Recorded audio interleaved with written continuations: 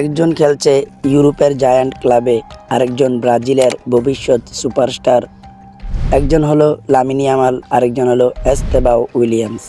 প্রশ্ন একটাই, আগামীতে ফুটবল বিশ্ব শাসন করবে কে? লামিন ইয়ামালের জন্ম 2007 সালের স্পেনে হয়ে ইতিহাস গড়ছে খুব অল্প বয়সে সে খেলছে বিশ্বের অন্যতম ক্লাব বার্সেলোনার হয়ে।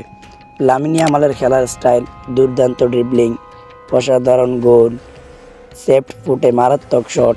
তার খেলার স্টাইল অনেকটা তরুণ লিওনেল মেসির মতো বলে অনেকে মনে করে থাকে। লামিন ইয়ামাল ইতিমধ্যে বড় লিগে নিজেকে প্রমাণ করতেছে, চ্যাম্পিয়ন্স লিগ, লা লিগা সব জায়গায় সুযোগ পাচ্ছে সে। অন্যদিকে উইলিয়ামস ব্রাজিলের অন্যতম নতুন সেন্সেশন।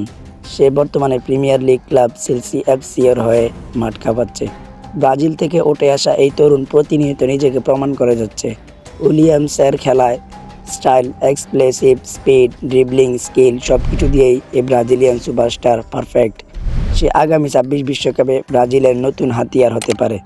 এখন বলো, তোমার মতে কে সেরা, লামিন ইয়ামাল নাকি এস্তেবাও উইলিয়ামস? কমেন্টে জানাও। আর ভিডিওটি ভালো লাগলে সাবস্ক্রাইব করে রিফাত স্পোর্টস এর সঙ্গে থাকো।